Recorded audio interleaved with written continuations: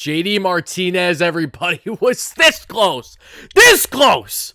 How you doing, Mets fans, Braves fans, whoever you're a fan of? It's your boy Wardy, and we're back at it with the latest post-game show as we have everything to break down in Mets land as they drop Game 1 of a 3-game set against the hot Atlanta Braves here, this time in a frigid Flushing, Queens by a final score of 4-2. Jose Quintana gave you a very Jose Quintana-esque outing against a locked and loaded Braves lineup, and the big bad Braves once again not having an offensive clinic, maybe something you'd expect heading into this ball game. What did the Mets do with that? Absolutely nothing. The bats woke up when it was too little too late. Color me surprised. This Mets offense might be fantastic in the 8th and 9th innings, but that's because they're absolutely putrid 1 through 7. That is the big takeaway. I do not give a you-know-what about the Mets having fantastic numbers, some of the best in all the National League, some of the best in Major League Baseball in the 8th and 9th inning. It means absolutely nothing when you understand the context, which this is the same exact Mets offense, which will not hit a lick against any competent starter whatsoever. Charlie Morton, step right up. You might as well call him Cy Young, because old man Morton carved up the Mets tonight with ease. The same Charlie Morton that the Mets scored 5 earned runs against in 5 innings just a month ago. A lot to break down along with my initial reactions, as you see here, along with answering your comments, questions, and concerns to all my live viewers here. For people that watch on replay, let me know your biggest takeaway down below in the comments to this Mets loss. 4-2 is your final against the Atlanta Braves. As I mentioned, we're going to go through all the innings. We're going to hear from our amazing sponsors on the channel at Sower MLB and BetUS. Make sure to check them out by clicking the links down below, everybody. I'm telling you right now, if there is any positive that came out tonight, even when my Knicks are absolutely losing in a heartbreaking fashion in Game 3 against the Pacers, for all my sports bettors, you know I said it in my pregame show today, I'll say it again, your boy is on a heater, everybody. We went 4 for 4 in our daily picks today, so I hope you guys and gals tailed, because you're coming out winning big time. But what is not winning big time is this Mets offense. It's absolutely disgusting. It's putrid once again, and I'm fed up with the nonsense of, oh, okay, let's just buckle up and get ready for the 7th, 8th, and 9th inning, because that's when they'll start to turn it on. This has not only been the story with the Mets this season, this has been the story with the Mets for many years on end. When we even think about their heroics, of course, that we've seen back in the 2022 season, that went directly in hand with the incompetent Mets offense on a daily basis that, of course, was heavily reliant on a small ball and then needed to step up big time when they couldn't handle big league pitching, so they get to the bullpen of the opposing team. Now we fast forward to 2024, a lot of the same offensive woes in the sense were Jekyll and Hyde, very inconsistent right now throughout the first month plus of the season. Yes, there's context. Yes, there is understanding to a degree, but Charlie Morton is the latest example of yet another competent, if not above average starter, in this case in Morton, having his way with this Mets team the same way that any other solid starter has had against this Mets team all season long. And normally you're thinking, okay, this isn't that big of a problem. It's not too big of a deal if this Mr. Morton is, say, only going 5 innings the way that Jared Jones did against the Mets over this past month for the Pittsburgh Pirates. It doesn't matter if he allowed 1 hit. If he's pulled out 59 pitches, thankfully, you're going to beat up on the bullpen and Aroldis Chapman. Not the case here when you're facing an Atlanta Braves team where you get Charlie Morton to go 7 strong for you and a bullpen that just shuts the door down from there. Again, it was too little too late for this offense. I got a lot to say about it, if you can't tell by my ranting ways as we get this thing going. But again, I appreciate everyone first chiming in live on a replay. Make sure to smash that like and subscribe button for your boy. For first chiming in, thank you all so much in advance. Now, we got a lot of people that are patiently waiting. Of course, this was an hour rain delay tonight, but still, the Mets game happened, and still the Mets unfortunately falter. I will be in attendance behind home plate, Section 16. Look out for your short schmuck boy tomorrow. You guys, Christian Scott toes the rubber for Game 2 of this 3-game set. Hopefully the Mets fare better tomorrow, and hopefully I'm yelling my head off on my phone live after the game in celebration and not defeat after a series loss. But this Mets team, again, on a frigid, cold night there in Flushing, unfortunately performed on the offensive end exactly what you would probably assume heading into this one to a degree, and on the pitching end, pretty much exactly what you would assume as well. Jose Quintana, not the sole reason why the Mets lost tonight, but he didn't do them all that much great when it came to favors either. 1 inning absolutely killed Quintana, and when you score 4 runs against the Mets on a frigid cold night, you might as well say you've won, because that was in fact the case here for the Atlanta Braves. I see Alan, great member. How you doing? Just going up in chat, catching up with everybody. Tim Walsh, how you doing? Great member. Everybody chiming in live on a replay. Happy to have you all in here as we're breaking down the latest in Mets land. As again, the Metropolitans go on to lose tonight by a final score of 4-3. If you guys got any key comments, questions, or concerns you'd like me to answer throughout the show, by all means, ask away. Let's see, Wardy, where did we really punked out exactly? What was the moment? What do you mean by punked out, my man? Can you elaborate for me? Quintana does great as a number 3 in any other team that hits, not a non-Hain team. I agree with you. Wardy will show up at Citi Field. We get blown out. Wardy leaves by the 3rd inning. I do not leave games early, especially if the Mets get blown out. I'm not a right around the quarter, so naturally I do not want to go through a full 9-inning game if the Mets are getting blown out. However, 9 out of 10 times I'm not leaving the game in the 3rd inning if they get blown out because, hey, they're a team that loves to rally late and not rally so much early, and that's what we've seen so far this season. Almost at 50 likes already. Thank you all so much for that, guys and gals. Greatly appreciated. JD Martinez was so close to tying this ball game in the 9th, folks. I think that was the bigger gut punch in this as well. It was like, okay, the Mets are rallying late. We know that this is a Mets team that has rallied late plenty this season. We know that when it comes to leading up to the 8th and 9th innings, they usually don't do all that much, unfortunately, against solid starters, in the case here in Charlie Morton. But JD Martinez ripped this thing just foul to the left side. That would have been a game-tying home run. And I said heading into tonight's game on our pregame show, make sure you're chiming into all of our pregame segments on the channel, as I not only share everything you need to know from lineup configuration for both teams, pitching matchups, but also my picks and parlays of the day, in which we literally went clean slate. 4 for 4. Doesn't get any better than that, baby. We're on a heater. But going back to this one, JD Martinez, I said he is a guy I'm keeping a close eye on tonight in this entire series. He has yet to really showcase himself as the JD Martinez that is a huge force at DH for the Mets. He's, of course, provides some offense. He gets hits at a solid rate. You know, he's been hitting for high contact thus far, but the power and, of course, the home run has yet to arrive. We saw him almost hit an opposite field home run in his first game as a Met, but we really haven't seen that type of power since then,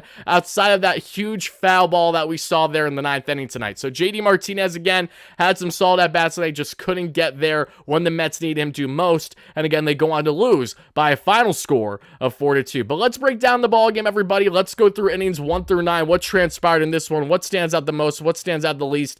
And everything in between. Again, happy to have you all in here, because at the end of the day, Mets fans, even if the Mets are going to lose a game like this against the Atlanta Braves, when we, of course, hate the Atlanta Braves, we hate everything about them. It's one of those things right now. The Braves are the Braves. They're expected to win the division, or of course be right there with the Phillies, because the Phillies have been on an absolute heater too. The Phillies were one of the multiple teams I had in my parlay today, because they've been on a heater and the Marlins suck, and Ranger Suarez is going to carve up everyone and their mother. It's a foregone conclusion there. But when we discuss the Atlanta Braves, when we discuss the Mets here, they are in two totally different classes. Yes, the Mets took the first series between the two teams this year, but we were all not only taken back by that, but excited and just appreciative that it happened, because who knows if the Mets are even going to win another series against the Braves this season. Of course, they get out and lose tonight only by a couple runs, but I think that's more the frustration on my end. This was a game that was by all means within reach for this Mets team, and yet could not go out and grab it. Right there, and they fell just short. And as we get into this one, as we're about to break down the ball game, I do have some key updates for you all on the pitching end, and then from there, of course, I'm going to break down the game inning by inning, go through the hitting stats, go through, of course, the pitching stats, what are the biggest takeaways. A shout out to my man Isaac Groppin with today's pitching report that we'll get into in a little bit. What stood out about Jose Quintana, maybe some things that you didn't necessarily think about or expect that we're going to break down in this one too, and another fairly laboring start for him, to say the least. More Jose Quintana that we've seen, unfortunately, just inconsistent, to say the least. Mr. Inconsistent on that front as of late. But then from there, we, of course, are going to be hearing from BetUS and Sorare and all that awesome stuff, because we have a bunch of awesome giveaways on the channel that have come and will continue to. But let's break it down, everybody. Some key updates for you all. Kodai Senga had himself a bullpen today. Everything went well. He is now one more bullpen away from his first rehab assignment, or he will begin his next rehab assignment next time he's out there throwing. That is yet to be determined. Staying on the front of rehab, Drew Smith, Tyler McGill, David Pearson, what do they all have in common?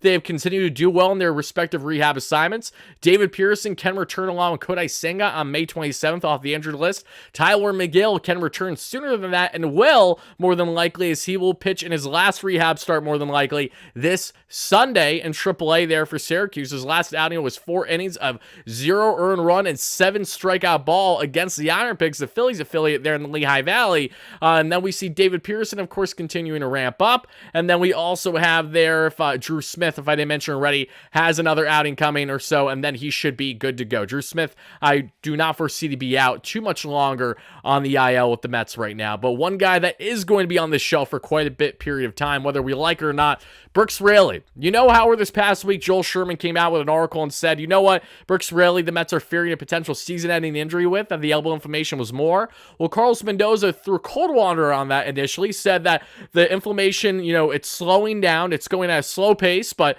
we're just going to have him slow down for a little bit, then just do his throwing and go from there. Now, Brooks Raley has been shut down entirely. He's not getting the progress he wants. He's seeing another doctor. So for the initial concern that Brooks Raley could be out for an extended period of time, that unfortunately looks a little bit more likely today than it did 24 hours ago. So Brooks Raley, who I absolutely love, is a beautiful Swiss Army knife of a southpaw in this Mets bullpen, who's been absolute nails since they've acquired him from the Tampa Bay Rays over a year ago. If he is going to be out for an extended period of time, the one upside is that this Mets bullpen has been far from their biggest problem so far this season. So hopefully they can continue to have everything afloat to a certain extent, led by David Stearns. But rest assured, losing Brooks Raley for any significant period of time beyond the already IL stunt he's been on is less than ideal, and hopefully we see him back again sooner rather than later, but a lot's up in the air on that front. So now let's break down the ballgame, everybody. What transpired inning by inning in this one? Make sure to smash that like and subscribe button as you first chime in if you haven't already, folks. Help us get to 50 likes for an extra triple goal. Help us get to 100 by the end of the live show.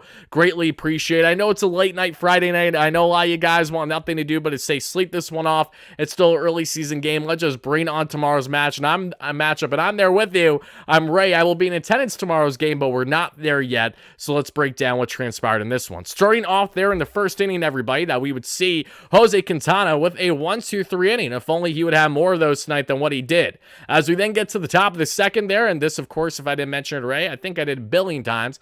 Jose Quintana, Charlie Morton was your matchup tonight. And the three Braves I said to look out for the most in tonight's game were Ronald Acuna Jr., Travis d'Arnaud, and it was I think it was Matt Olson. It was one of Austin Riley or Matt Olson. Two of those three players hit a home run tonight. So there you go. Very much on par, unfortunately. I hate when I'm right in those type of situations. No less Duvall would have walked. That's all she wrote in the top of his second. Jose Quintana threw his first two innings clean and unscathed for the most part. In the bottom of the second, Pete Alonso with the double, JD Martinez with a ground out, and then you see McNeil with a walk, and Harrison Bader with a fielder's choice. Pete Alonso goes home. Pete Alonso's out with ease. Again, a frustrating play. Pete Alonso is out there, and the Mets are not able to score there in that inning, the same way that they would not be able to score for a good stretch of this ballgame, unfortunately. As we get to the top of the third, speaking of Travis d'Arnaud, the former Met rips a single. That's all she wrote, though, in the third. In the bottom of the third, Brandon Nimmo with the single, his first hit of the day. But then, unfortunately, Starling Marte coughs it up right after with a double play ball to end the inning. As we get to the top of the fourth, Mr. Adam Duvall with a single. Then we see Harris reach on a Francisco Lindor error, but thankfully that would not bite the Mets in the ass. They would go on and get out of that inning unscathed. The same would be the case in the top of the fifth, where you see Austin Riley with the single. That's all she wrote, though. So Jose Quintana's final line is 5 innings of 6 hit, 4 earned run ball, 2 walks, 3 strikeouts on a scale of 1 to 10. If you guys had to figure out where you would want to rate Jose Quintana's start tonight, where would you put it on a scale of 1 to 10? Because for me, with the Mets, with this offense, if they just swung the bats competently whatsoever, they're not only in this ball game, but they very well could win this ball game. This Braves team hit home runs, but it was in a short stretch. If it wasn't for that inning, they really had nothing else to show tonight, where the Mets were able to get out of jams at least and all those kind of things. So Jose Quintana on a night where he, of course, gives you more Jose Quintana, that's frustrating. I'm going to give him a solid. On a start like this, I'm going to give Jose Quintana a solid 5 out of 10. Reason why I give him a 5 out of 10 is because he still kept the Mets in the ball game at the end of the day. Yes, you needed a lot of innings eaten that thankfully Johan Ramirez and then Adrian Hauser, yes, you heard that correctly, Adrian Hauser were able to get done, not a problem for the most part, but you still don't know. There's always uncertainty heading into the bullpen. Thankfully, the bullpen's been nails at this point, even with our innings eaters. But I'm going to give him a solid 5 out of 10 because, one, he kept the Mets in the ball game, but why is he not going higher than a 5? His stuff isn't good. I mean, that's the reality of it. Jose Quintana, we saw him have that 8 inning of 1 earned run ball outing. That's an anomaly of a start. The same way that allowing 8 earned runs over 2.2 innings is equally an anomaly of a start. But what is not an anomaly is very much what you got from Jose Quintana tonight. This is what you're going to get from him more often than not against teams, whether they're good, bad, or indifferent. You're going to get around 5-6 innings of 2 to 4 earned run ball in that range. He's going to walk a couple guys. He's not going to strike out guys at a great clip, but he more often than not will keep you in the ball game. And in a game where, again, the Mets gave up a couple home runs to the Braves, that's all she wrote. So again, I could be beating up on him worse. I think I would if this was a situation like his last start where he single-handedly gave up 8 earned runs. And how are you not at absolute fault when the Mets lost that game 8-7, funny enough, only by an effing run? Very frustrating, but while there are a lot of things frustrating with the Mets as a 500 ball club, currently a game below 500 at the time of being alive here, there is no denying that this is very much kind of what we expect with this team still, right? This is the ebbs and flows of a 162 for a ball club that's going to win and is going to lose plenty, right? The Mets are going to, if they win 80 games, they're still going to lose. Let's see here. I'm not, the math isn't mathing. I mean, yeah, it's definitely possible. The Mets could win 80 and lose 80, 100%. But from there, you know, if they say how the rest of the game's in the win column, is that enough for them to propel to playoffs? Probably not, right? 82 and 80 is not going to get it done. Anywhere in the 84 to 86 range, though, very well can get it done. So that's where the Mets will be pushing and eyeing for all season long, I'm sure, to crack that wild card spot and a very deep not NL Central, NL West, and at least every NL is deep this season for the most part. It's actually insane how you can't even say that the East is necessarily the weakest at the moment, because outside of Miami, the Nationals are playing great early baseball. At least CJ Abrams is looking like the future, and another reason why that trade for Mr. Juan Soto is already backfiring to a degree for the Padres, even though I will say Padres have gotten a lot of assets that have been from that trade, which then led to Michael Cain and everything else, and then led to Dylan Cease from there. So there's a lot more connected, to say the least, on that deal. But you get the point I'm trying to make, everybody. But let's get back to breaking down the ball game, folks, because I got on a little tangent per usual. That's the ADD doing the thing. So as we get down into this one and get down to business, we talked about the fourth, we got to the fifth, and the sixth, Yohan Ramirez. Remember Yohan Ramirez, everybody? The Mets reacquired him from the Baltimore Orioles after trading him away there for cash considerations.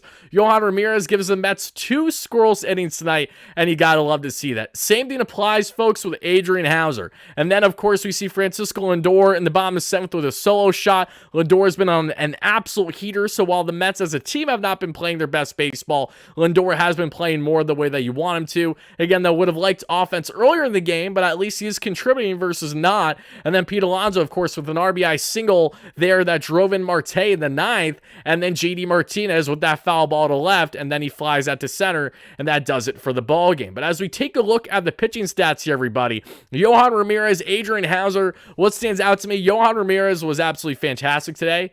Tip of the cap, especially in a game where you need 4 innings eaten. The Mets are able to utilize just 2 relievers, 2 guys that, you know, they probably weren't going to be banking on needing tomorrow. Even if Christian Scott only gives you 4 or 5 innings, the Mets have a healthy and fresh bullpen right now after not playing the last 48 hours of baseball, because they haven't had baseball to play, thankfully, for their sake. So Ramirez with a sharp outing tonight. Yes, he has over 7 years. It does mean anything right now, especially for relievers. A nice first outing back after, again, the Mets reacquired Yohan Ramirez. Adrian Hauser, of course, he's a walks machine. If Adrian Hauser isn't walking a couple guys, he isn't playing baseball, because that's part of his game this season. He's been horrendous with the walks, Adrian Hauser. That's really what's helped put him into now the reliever role. But what Hauser was able to do tonight is something he could not do the last time he faced the Atlanta Braves a month ago, and that was to actually have some clean innings. Adrian Hauser goes 2 shutty, allowing 1 hit and 2 walks, you know, with a sub-8 ERA on the season. Nothing fancy there, but the Mets pitching did what they needed to do for the most part in this ball game.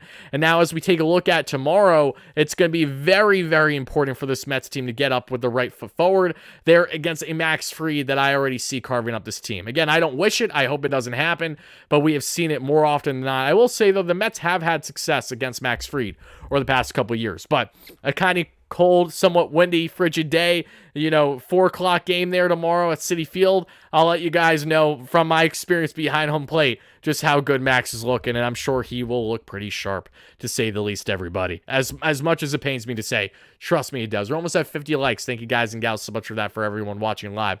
Really appreciate it. But let's take a look now, actually, at the pitching report, because shout out to my man Isaac Groffman, who comes at me with all the key notes for every pitching matchup for the Mets and how our starters do, and some things that I may have missed. A lot of this information comes from Baseball Savant, so highly implore you all to use those sites to get your info in case you haven't already. Baseball Savant, Fangraphs, Baseball Reference, all those things are absolutely perfect for more and deeper analysis on understanding how players recently perform or just how they're performing throughout the course of a 162. But Jose Quintana tonight, his Arsenal four-seam fastball 38% of the time, sinker 20% of the time, changeup 19% of the time, curveball 19% of the time, slurve 5% of the time. Quintana was only effective tonight, unfortunately, when he was getting swings on both his changeup and his curve/slurve. You know, for his low velo fastball to get strikes looking, he needs to get those whiffs on the secondary pitches. Otherwise, he's going to be absolutely cooked. You know, he's spiking breaking balls in the dirt and throwing 89-mile-per-hour fastballs down the pipe. And you know what's going to happen when you do that? Home runs galore. Enter the Atlanta Braves. Enter Ronald Acuna Jr. Enter Mr. If I didn't mention Ray, Matt Olson. Enter everybody. You know, again, I actually don't know my apologies in advance. As I was breaking down the ball game, folks, I did realize that I forgot to go in order with the innings of all the runs that were scored there by the Braves. The Braves did their damage. In case you guys aren't aware, all their 4 runs came in the 3 innings, and it was headlined by home runs from Ronald Acuna Jr. We also saw Ozzie Albies going back-to-back, and then after an Austin Riley walk, of course, it's a 2-run bomb for Matt Olson, who's been laboring plenty this season, but as I said in my pregame show, just needs to face the Mets and a soft-tossing lefty, and Mr. Jose Quintana get himself right. Unfortunately, I was right there once again. Quintana's sinker, just for context tonight, folks, had a stuff plus of 67. So if you guys understand the simple terms of WRC plus, ERA plus means, you know, basically evaluating a pitcher. If you're around 100, that means you're league average. If you're below league average. If you're above league average. If you have a WRC plus, that means as a batter, if you're around 100, you're league average. Same applies with those stats. When you get to stuff plus, basically it's that same premise, but with the pitches in your arsenal and how it compares with the rest of pitchers in Major League Baseball with that specific pitch. So his sinker being at 67 stuff plus means that he's 67 below average, where the average on that pitch in the league is 100. So just for some context, the sinker was ass tonight. Simply put, his curveball had an average exit velocity against of 105.6 miles per hour tonight, which is, again, not ideal. The sinker had 102.4. He just got barreled a shit ton. The Acuna 467-foot bomb to dead center was roughly 115 miles per hour. Again, Quintana needs pinpoint control and accuracy to get his put-out pitches the way that he looks for, and he did not have that tonight. Overall, giving him a grade, I had him around a 5. Isaac's equivalent is around a C, which is true. Yohan Ramirez, however, again, one of the few bright spots, had that nasty sinker sweeper combo working, and he can throw that on both sides of the plate. His sinker had a stuff plus of 128, so roughly 30% above league average on that same sinker, where someone like Jose Quintana was absolutely horrendous with tonight. And he threw the sweeper today with 22 inches of horizontal movement, almost 2 feet of said movement. That is nasty, especially when you're getting swing and misses.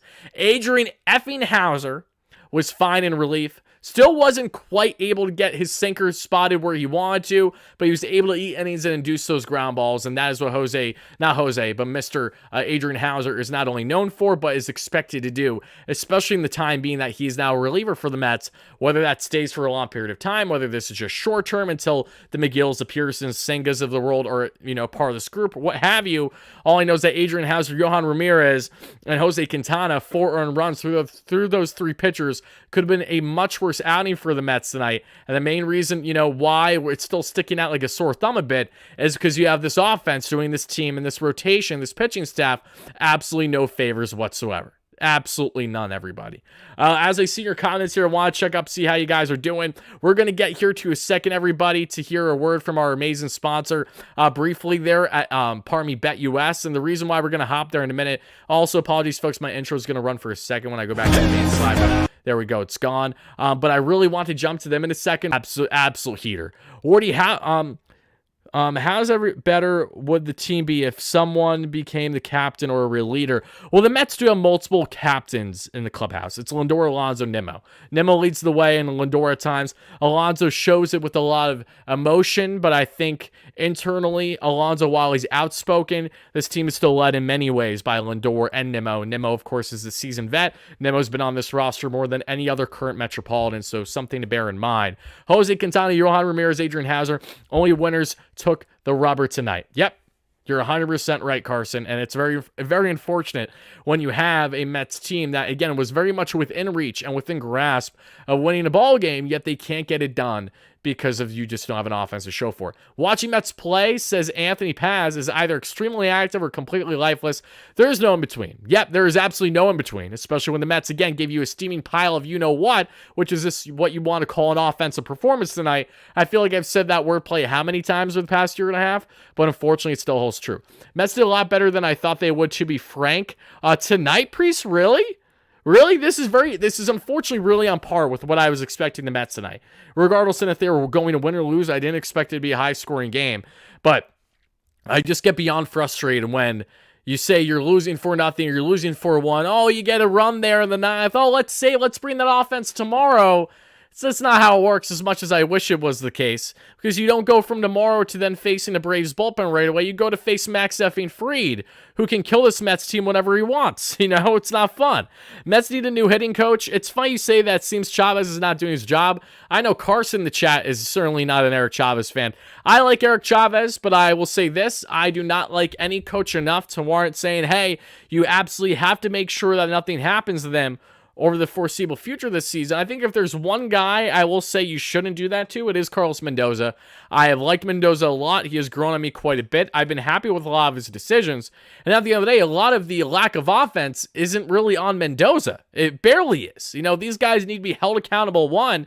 And two, the first people you look at there then are the hitting coaches, if it's not going to be the manager, because the manager, while yes, the manager is the reason for building what your lineup is going to be for the game, what the manager isn't is a guy that's going to be giving you necessarily the insight that your hitting coach as well in Barnes and Chavez. So yes, if you want to point fingers on the coaching staff, you can by all means do that. I mean, this is the same Mets team that abruptly fired Shelley Davis a month or so into their season in 2021, and then afterwards, had a very Jekyll and Hyde offense for the remainder of the year. They had some success and, some overperformances, some underperformances.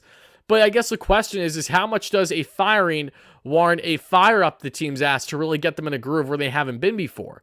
Even the 12-3 Mets this year, that's a team where I think we can see again. I do think that they will get on stretches like that again. Not very often, but when they do, they will do that in a manner that will at least hopefully be a bit more sustainable on the offensive end than what we've seen in years past. At the root of it, though, at the core, my biggest concern here with this offense is more so in just how much can we do with this core group. That's where it really boils down to. JD Martinez, I'm giving a lot of benefit of the doubt because it's very early with him, and he hasn't been terrible at all. Like, he really hasn't. He's far from the biggest concerns. Francisco Alvarez not in this lineup really hurts. Let's not forget, Francisco Alvarez is a guy that could come in and easily be a 30 home run bat for you when he's healthy and when he's right. I mean, there's no denying that. Alvarez lengthens, I can't even speak right now, lengthens this lineup so much when he's out there, when he's healthy, and when he's commanding his own right. So losing him for an extended period of time really hurts both offensively and defensively. But then you have JD Martinez, as we know, still, gain everything acclimated and going. But then you have Pete Alonso, who there were rumblings of that Pete Alonso supposedly turned down a contract extension this offseason. I'm going to tell you right now, until an article comes out actually stating that, do not believe anything you hear, especially when the so-called stem of where this first started was from a certain Instagram that deals with drama a lot that's related to the Mets. It's almost like there's a reason behind it. But regardless of those rumblings going on, Alonso has been Mr. Inconsistent. He, of course, had an RBI late in the game tonight, but a little too late there. He had a big breakout there in the last game against the Cardinals, which was nice, but we need a lot more from Alonso.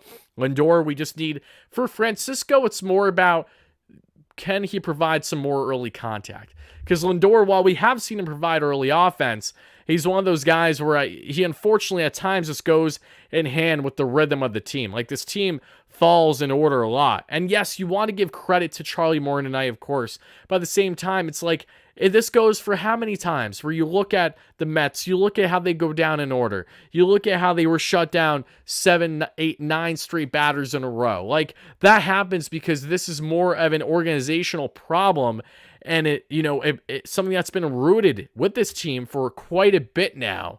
That's where I have a lot of frustration too. It's more so when instead of one guy being down, but everyone else picks him up, which we have seen at times this year, we have yet to see this team all firing on full cylinders, all rocking around the same time. And if you can have at least 8 out of, if you can have 7 out of your 9 guys on your starting lineup locked in on all full cylinders, good things are going to happen, because them all at their best play right now are very much damn good enough to win ball games for this Mets team. That's why they're going to be in the hunt for playoffs all season long. So yeah, it's been frustrating to say the least, covering them on the day by day with these inconsistencies to the magnitude in which they've had. But unfortunately, that's just the reality in how this team is currently constructed, until they start to show us that, yes, we can snap out of this inconsistent Jekyll and Hyde offensive funk. Yes, we can go out and become more of an offensive upside than maybe what you were initially thinking. Yes, we can be a 3-headed monster in Francisco Lindor. Actually, starting with Brandon Nimmo, Starling Marte, Francisco Lindor, Pete Alonso, JD Martinez, Francisco Alvarez, Brett Beatty, DJ Stewart. There's a lot there. There's a lot of potential there.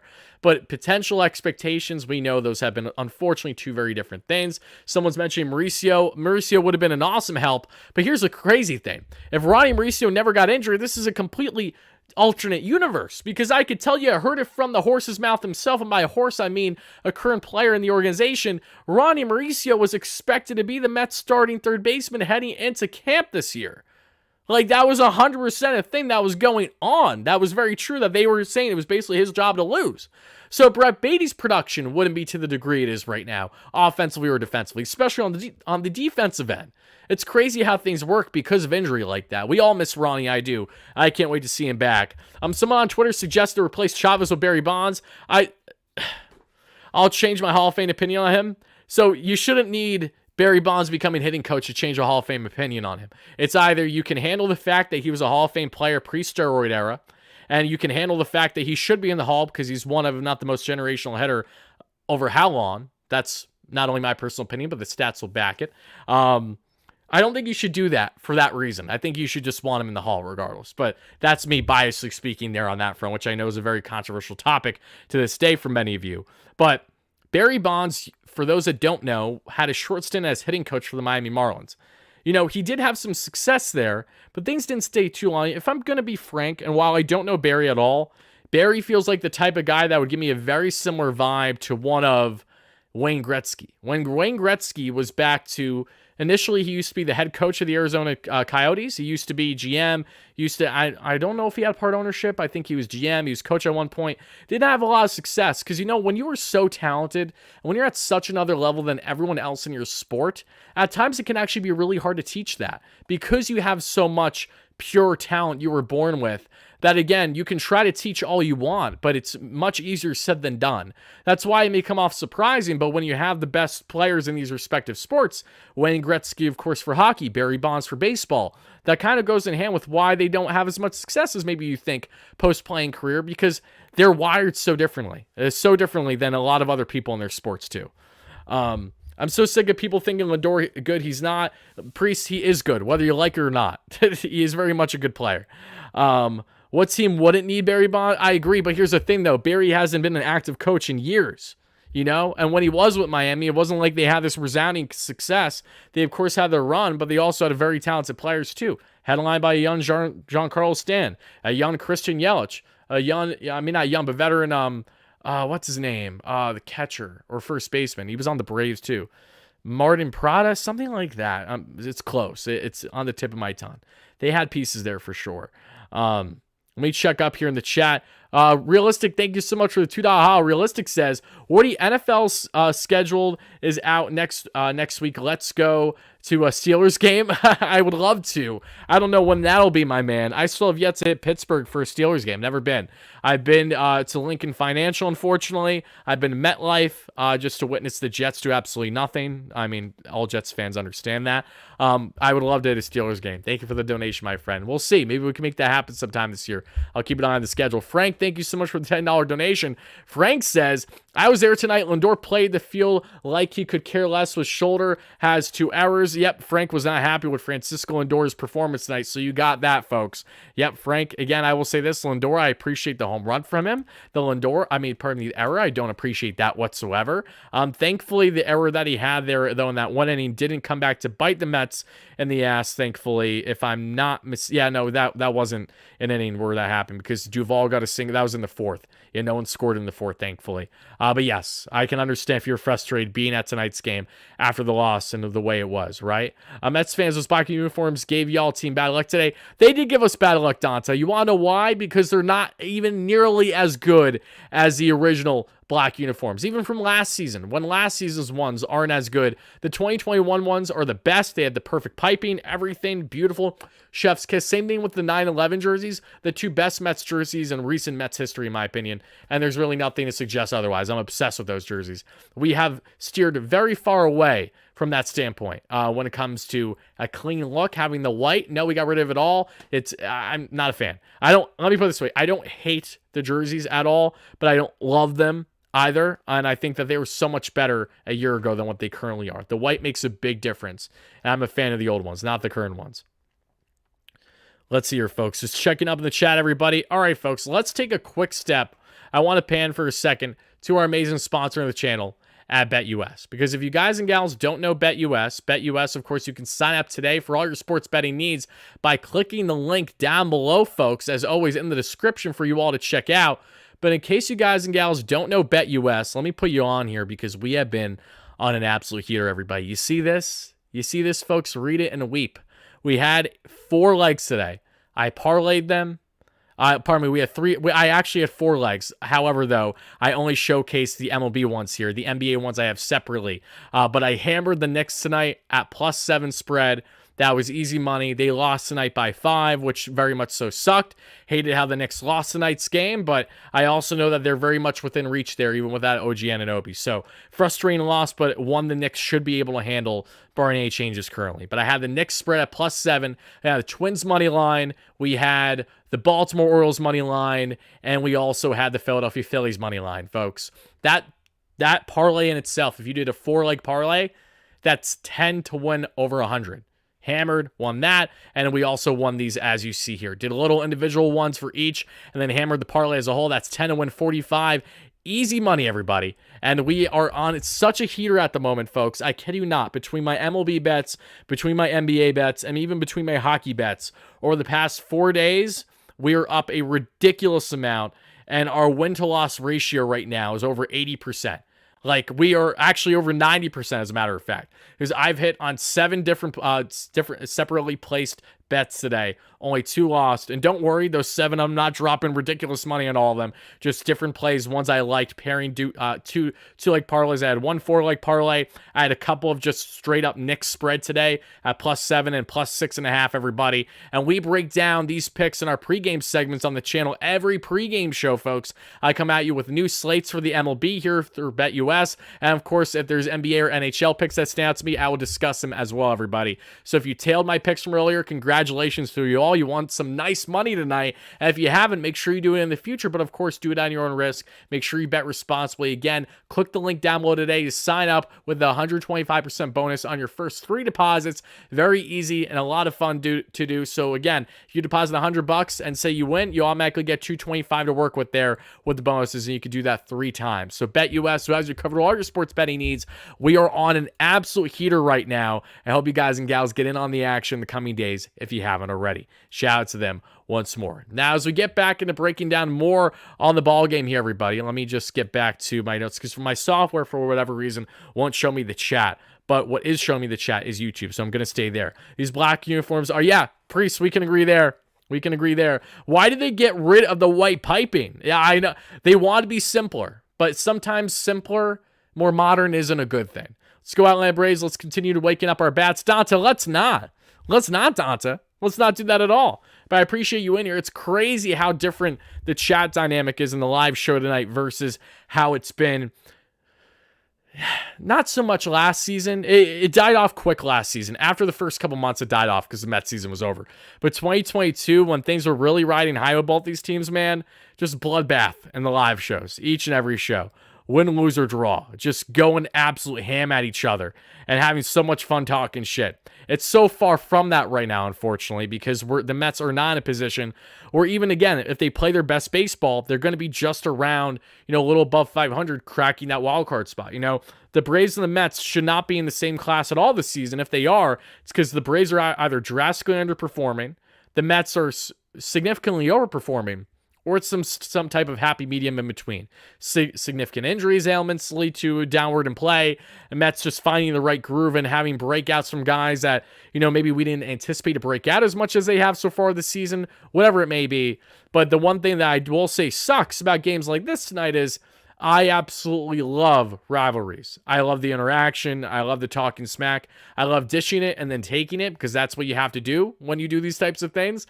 And it isn't fun when you have the Mets playing at the current rate that they're playing. So I hope that changes more so for the sake of entertainment, because why we enjoyed that 12-3 run so much when the Mets were on a heater this season is because you, of course, love winning, but you just love finding different ways to win and enjoying entertaining baseball. Yes, it's a lot more fun when you rally late and you do it fairly consistently versus rallying late just to salvage a series after you lost the first 2 or 3 games. Like, that isn't entertaining. That's why a lot of Mets fans are checked out at the moment, and that's why viewership right now, I promise you, is a half and even a quarter of what it's going to be in many other post games this year, because fans just are checked out at the moment. It's May 10th at the time recording this. We're 18-19 on the season, and the Mets over the past 2 weeks have not played entertaining baseball consistently. They've had a couple heroic games. They got swept in Tampa. They took care of business against St. Louis, but a St. Louis Cardinals team that we all know shit. I mean, let's be frank here. I'm not trying to be rude,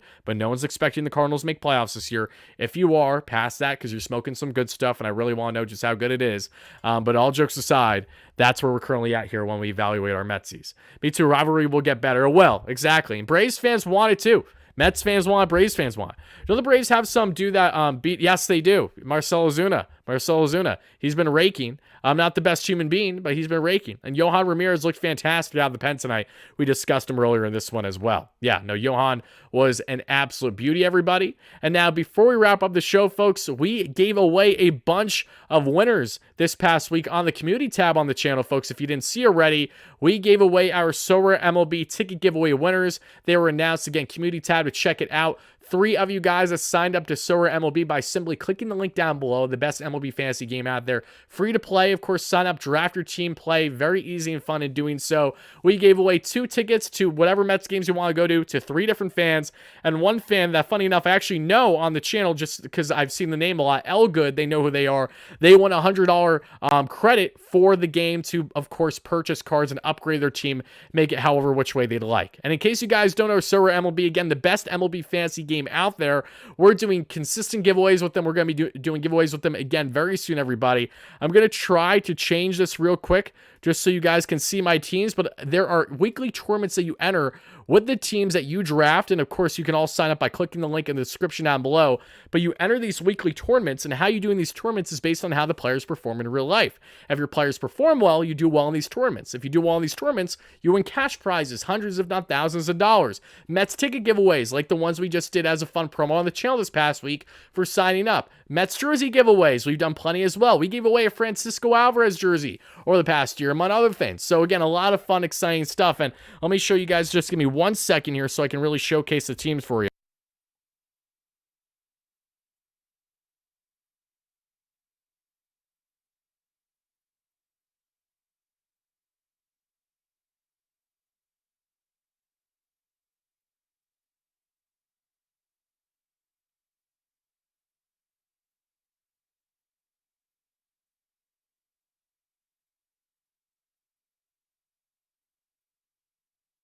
Okay, folks, so as you all see here, these are the two current teams I'm repping. I'm in two separate tournaments. For those that are unaware, limited all-star tournament means you have to have a certain rarity of cards that you can, again, buy, sell, and trade on the marketplace with your friends or with random people online for real dollars to build my team. My one roster has Dean Kremer, Yanner Cano, Brett Beatty, Adley Rutschman, Cal Riley, Jonah Heim, and Adolis Garcia. I'm not doing too hot in that tournament at the moment. This one's going to pick up big time, though. This is the team I drafted today, everybody. And you got Zach Wheeler, Edwin Diaz, Adley Rutschman, Gunnar Henderson, Tyler Glasnow absolutely destroyed the San Diego Padres.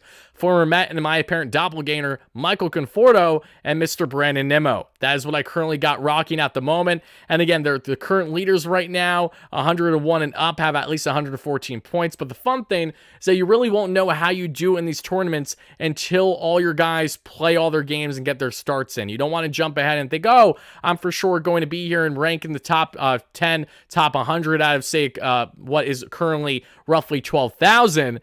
But it's all indicative on how these guys perform. It's so much fun to play. And we're going to be doing plenty more giveaways with them in the near future. So if you haven't already, make sure to sign up with Solar MLB today by clicking the link down below, everybody.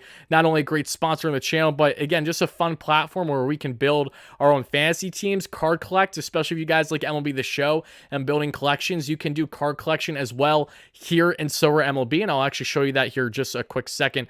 If I can pull it up here, give me 1 second. Let me go to my club collections. As you see down below, if you build these collections like my Mets collection right now, I'm ranked 82nd. I have a 200 score. We're going to be doing promos this year where if you have a collection score of say 100, 200, whatever for the Mets or for a certain team, then you'll be automatically entered for your chance to win Mets ticket giveaways, credits, $100 cash prizes, whatever it may be. We're going to have a lot of fun with this. And again, shout out to MLB as always for being a great sponsor on the channel. But as we're about to wrap everything up, everybody, before I get out of here, I'm going to take whatever final questions, comments, and concerns you got for me. As again, the Amazings lose tonight by a final score of 4-2, everybody. Appreciate everyone that's taking the time to chime in late night here on Friday. And again, guys, once the Mets can actually play some competent baseball, I'm beyond excited to start taking your live callers, more questions, more interactive, having collab content. Unfortunately, a lot of that has really been on the back burner just with the way that we're still waiting for certain. I'm waiting for this Mets team, not in the sake of like trying to find their true identity, because a lot's going to happen in 162, but more so just trying to find some rhythm. Even if you're going to be inconsistent, finding rhythm in how you play your game at least. I think that's a big thing. So I'm very excited. I'm looking forward to taking callers. We should hopefully be starting that next week. I will also be frank sometimes, guys. The reason why I haven't taken callers each night as much as I would have liked, truthfully, is because I'm currently working in a room that is not my room. So at night, another person is going to be in here and is going to be doing things or sleeping. So I don't want to hold them up late night during the week as much. But on weekends, that's where things may, of course, change. And I would love to get those callers out there for you all. So that way you guys can yell, rant with me, or just share whatever thoughts you want to share with me on the Mets after hopefully a victory or at sometimes an unfortunate defeat like tonight, everybody. But that is going to about wrap up the show. Let's see. Okay, look me in the face and tell me you'd feel comfortable if Ozuna's wife was your mom or sister. Okay, we got a very interesting back and forth going on in the chat right now. And yeah, I would not feel comfortable in that situation whatsoever. Okay, just that you guys are killing me in the chat. You are. But that's going to do it for the live show, everybody. Thank you all so much for watching. The Mets lose this one by a final score of 4-2. Your biggest takeaways are Jose Quintana being Jose Quintana. Shout out to Mr. Johan Ramirez and Adrian Hazard for eating 4 innings total scoreless. Pete Alonso with the RBI, Lindor with the home run, and 4 fucking hits. That does it for me, folks. I'll see you again tomorrow as I exit Citi Field, hopefully after a Game 2 victory in a series tied up. Until then, have a great rest of your night, day, evening, whenever you're watching this. And this is your boy Wardy, signing